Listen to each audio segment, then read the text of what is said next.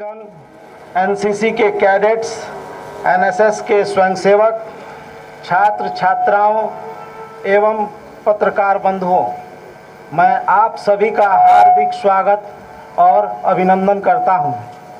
साहेबगंज महाविद्यालय परिवार से पूरा देश आज आज़ादी का अमृत महोत्सव मना रहा है, जो कि न सिर्फ हमें अपने गौरवशाली अतीत से परिचित करा रही है, बल्कि हमें राष्ट्र प्रेम से अभिभूत भी कर रही है। आज इस पावन दिवस के अवसर पर मैं स्वतंत्रता की लड़ाई लड़ने वाले हर वीर शहीद को नमन करता हूं, क्योंकि उनकी कुर्बानियों की वजह से ही आज हम इस खुली फिजा में सांस ले पा रहे हैं।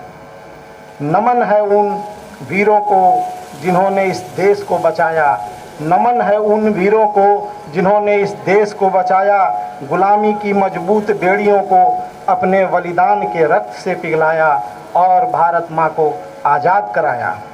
आज हम जिस तिरंगे की छाँव में खड़े हैं, वो हमें जीवन जीने की सही तरीके सिखाता है। इस तिरंगे में सबसे ऊपर दिखने वाला केसरिया रंग देश की ताकत और साहस का प्रतीक है। वहीं बीच में सफ़ेद रंग शांति, सद्भावना और सभी धर्मों का सम्मान करना सिखाता है।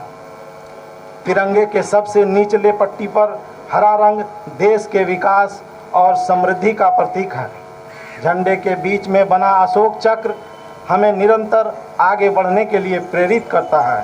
भारत की संस्कृति को तिरंगे में देखा जा सकता है।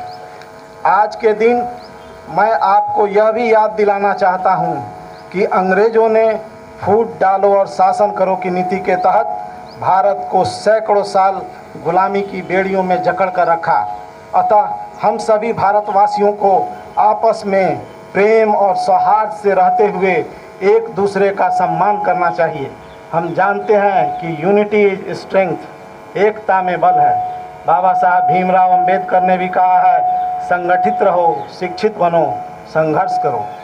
प्यारे छात्र एवं छात्राओं, साहेबगंज महाविद्यालय का अध्ययन और अध्यापन के क्षेत्र में एक स्वर्णिम इतिहास रहा है।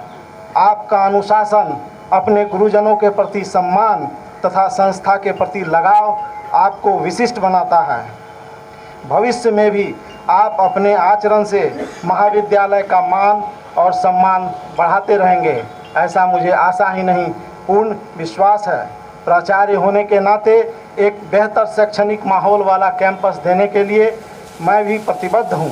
मेरा शुरू से यह प्रयास रहा है कि महाविद्यालय यथासंभव छात्र छात्राओं को सुविधा मिले, रचनात्मक और सांस्कृतिक गतिविधियों को बढ़ावा मिले, जिसके तहत पीने के लिए आरओ पानी की व्यवस्था, शौचालय की साफ सफाई, स्ट्रीट लाइट की व्यवस्था, प्रत्येक क्लास में लाइट और पंखों की व्यवस्था आदि अनेक कार्य किए गए।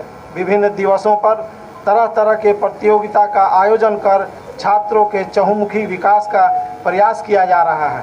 सफल प्रतिभागी को प्रमाण पत्र देकर सम्मानित भी किया जाता है। इसी कड़ी में आज साहिबगंज महाविद्यालय के इतिहास में पहली बार इंटर के सभी संकायों के प्रथम, द्वितीय और तृतीय टॉपर को प्रमाण पत्र देकर सम्मानित किया जाएगा। मुझे इस बात की बेहद खुशी है कि कक्षाओं का संचालन महाविद्यालय में नियमित रूप से तय समय सारणी के अनुसार हो रहा है। आपकी पढ़ाई बाधित न हो, इसके लिए गर्मियों की छुट्टी में भी आपके कक्षा का ऑफलाइन संचालन सुचारू रूप से होता रहा। आपको यह जानकर बेहद खुशी होगी कि विश्वविद्यालय में सिर्फ साहेबगंज महाविद्यालय में ही गर्मियों की छुट्टी में ऑफलाइन कक्षा का संचालन हुआ। इसके लिए मैं सभी आदरणीय अध्यापकगण को हृदय से धन्यवाद ज्ञापित करता हूं। कदाचार मुक्त परीक्षा भी मेरी प्राथमिकताओं में से एक है। छात्राओं से मैं यह भी अपील करता हूं कि इस साफ सुथरी व्यवस्था को कायम रखने में महाविद्यालय प्रशासन का सहयोग करें, ना स्वयं नकल करें, ना नकल करने वाले को प्रोत्साहित करें। मुझे खुशी है कि वर्तमान में चल रही सभी परीक्षाएं कदाचार मुक्त है। यह बगैर आप सभी शिक्षक, कर्मचारियों, छात्र छात्राओं के सहयोग के संभव न था। 18 तारीख से महाविद्यालय में इंटर की नामांकन की प्रक्रिया शुरू हो रही है। मैं आपको विश्वास दिलाता हूं कि विगत वर्ष की भांति इस वर्ष भी पूरी निष्पक्षता और पारदर्शिता से यह नामांकन प्रक्रिया संपन्न होगा। अंत में मैं सभी छात्र छात्राओं से यह अपील करता हूं कि आप अपना सर्वस्व अध्ययन के लिए समर्पित कर दें। महाविद्यालय प्रशासन आपको सदैव अपने लक्ष्य की प्राप्ति के लिए सहयोग करेगा। राज्य सरकार द्वारा वर्तमान समय में कई तरह की प्रतियोगिता परीक्षाओं का आयोजन किया जा रहा है। यह आपके लिए स्वर्णिम अवसर है। आप इसका लाभ उठाएं और अपने भविष्य को संवारें, वरना इस व्यवस्था के धक्के खाने के लिए मजबूर हो जाइएगा। आप ध्यान रखें कि जहां महाविद्यालय प्रशासन आपके इस पुनीत कार्य में आपको सहयोग करेगा, वहीं दूसरी तरफ यदि आप किसी भी प्रकार का अनैतिक और अनुशासनहीनता प्रदर्शित करते हैं तो उसे बर्दाश्त नहीं किया जाएगा और नियम संगत कार्रवाई की जाएगी। इसीलिए आप लोग से यह मेरा अपील है कि आप लोग पढ़ने पर और अपने भविष्य को बनाने पर ध्यान दें। जय हिंद, जय झारखंड।